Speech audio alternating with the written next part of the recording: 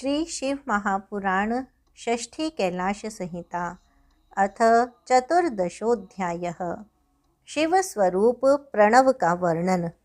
वामदेव बोले, हे भगवान, हे षण्मुख, हे संपूर्ण विज्ञान रूपी अमृत के सागर, हे समस्त देवताओं के स्वामी शिव जी के पुत्र, हे शरणागतों के दुख के विनाशक, आपने कहा कि प्रणव के 6 प्रकार के अर्थों का ज्ञान अभीष्ट प्रदान करने वाला है। वह क्या है? उसमें 6 प्रकार के कौन से अर्थ हैं?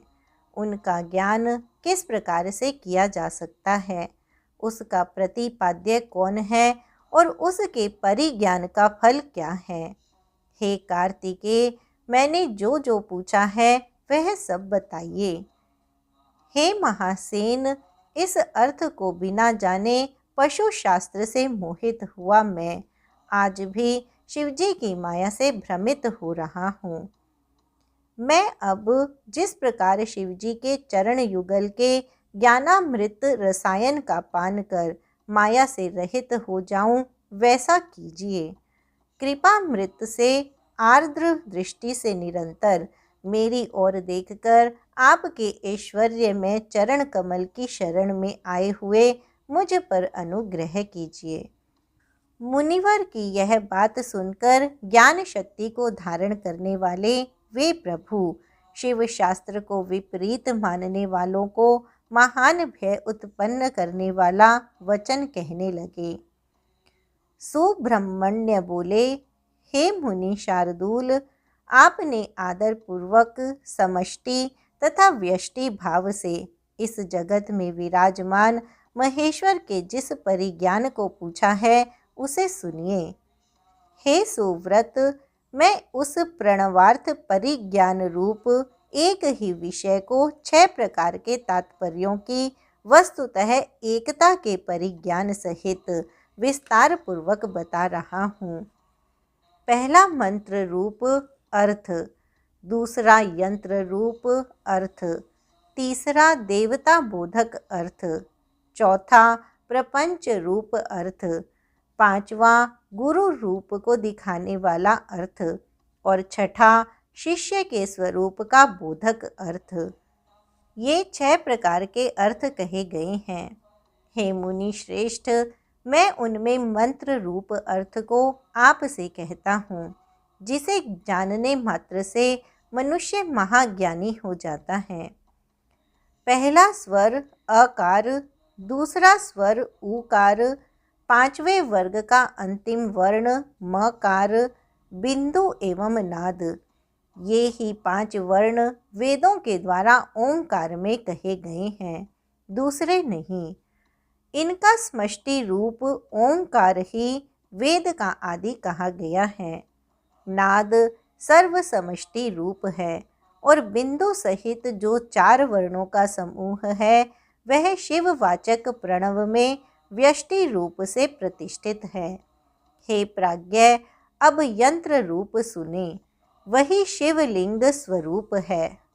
सबसे नीचे पीठ की रचना करें, उसके ऊपर प्रथम स्वर अकार, उसके ऊपर ऊकार, उसके ऊपर प वर्ग का अंतिम वर्ण मकार, उसके मस्तक पर बिंदु तथा उसके ऊपर अर्धचंद्राकार नाद लिखें। इस प्रकार यंत्र के पूर्ण हो जाने पर सभी कामनाएं सिद्ध हो जाती हैं। इस रीति से यंत्र को लिखकर उसे ओंकार से वेष्टित करें।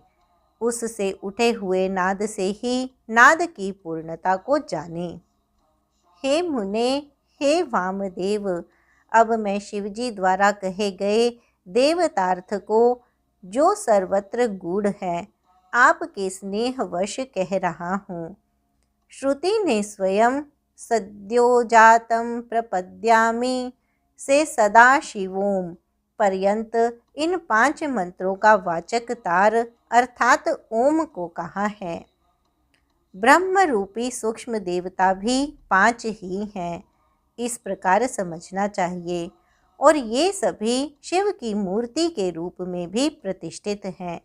यह मंत्र शिव का वाचक है तथा शिव मूर्ति का भी वाचक है, क्योंकि मूर्ति और मूर्तिमान में वस्तुतः भेद नहीं है।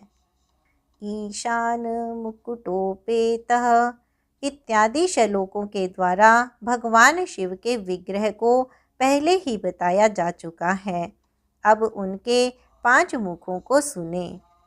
पंचम अर्थात ईशान से आरंभ करके सद्योजातादि के अनुक्रम से उनका श्री विग्रह कहा गया तथा पश्चिम मुख सद्योजात से लेकर ऊर्ध्व मुख ईशान पर्यंत शिव के 5 मुख कहे गए हैं। तत्पुरुष से लेकर सद्योजात पर्यंत ये 4 ब्रह्म रूप ईशान देव के चतुर्व्यूह के रूप में स्थित हैं। हे मुने, सुविख्यात ईशान नामक ब्रह्म रूप के साथ सद्योजातादि के समन्वित होने की स्थिति पंच ब्रह्मात्मक समष्टि कही जाती है तथा तत्पुरुष से लेकर सद्योजात पर्यंत 5 ब्रह्म रूपों की पृथक पृथक स्थिति व्यष्टि कहलाती है। यह अनुग्रहमय चक्र है।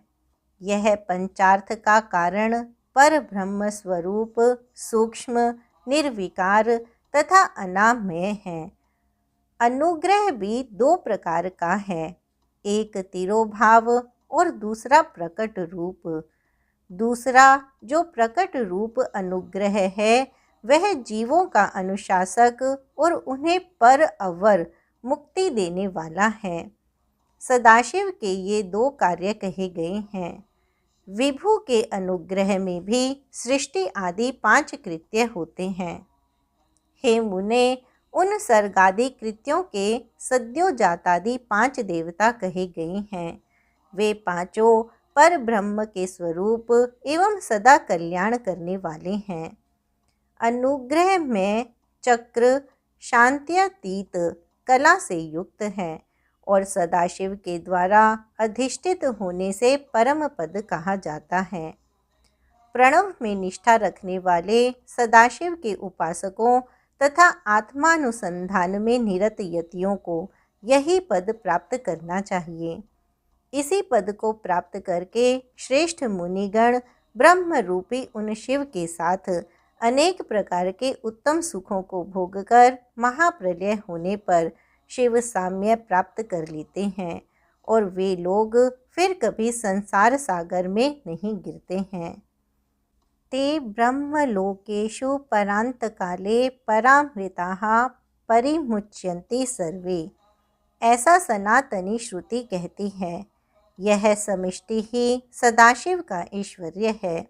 वे संपूर्ण ऐश्वर्य से संपन्न हैं, ऐसा अथर्वणी श्रुति कहती है। वे समस्त ऐश्वर्य देते हैं, ऐसा वेद कहते हैं। चमकाध्याय के पद से यह ज्ञात होता है कि शिव से श्रेष्ठ कोई पद नहीं है। ब्रह्म पंचक का विस्तार ही प्रपंच कहलाता है। निवृत्ति आदि कलाएं पंच ब्रह्म से ही उत्पन्न कही गई हैं, जो सूक्ष्म भूत स्वरूप वाली हैं तथा कारण के रूप में प्रसिद्ध हैं। हे सुव्रत, स्थूल स्वरूप वाले इस प्रपंच की जो 5 प्रकार की स्थिति है वही ब्रह्म पंचक कहा जाता है। हे मुनि सत्तम, पुरुष, श्रोत्र, वाणी, शब्द और आकाश, यह पंच समुदाय ईशान रूप ब्रह्म से व्याप्त हैं। हे मुनीश्वर, प्रकृति, त्वक, हाथ, स्पर्श और वायु, ये 5 तत्पुरुष रूप ब्रह्म से व्याप्त हैं। अहंकार, चक्षु, चरण, रूप और अग्नि, यह पंच समुदाय अघोर रूप ब्रह्म से व्याप्त हैं। बुद्धि, रसना, वायु, रस और जल, यह पंच समुदाय वामदेव रूप ब्रह्म से व्याप्त हैं। मन, नासिका, उपस्थ, गंध और भूमि, यह पंच समुदाय सद्योजात रूप ब्रह्म से व्याप्त हैं। इस प्रकार यह सारा जगत पंच ब्रह्म में है। शिववाचक प्रणव यंत्र रूप से कहा गया है। वह नाद पर्यंत पांचों वर्णों का समष्टि रूप है तथा बिंदु युक्त जो 4 वर्ण हैं वे प्रणव के व्यष्टि रूप हैं। शिवजी के द्वारा उपदिष्ट मार्ग से सर्वश्रेष्ठ मंत्राधिराज तथा शिव रूपी प्रणव का यंत्र रूप से ध्यान करना चाहिए। इति श्री शिव महापुराणे षष्ठयां कैलाश संहितायां शिव रूप प्रणव वर्णनम नाम चतुर्दशोऽध्यायः। इस प्रकार श्री शिव महापुराण के अंतर्गत छठी कैलाश संहिता में शिव रूप प्रणव वर्णन नामक 14वां अध्याय पूर्ण हुआ।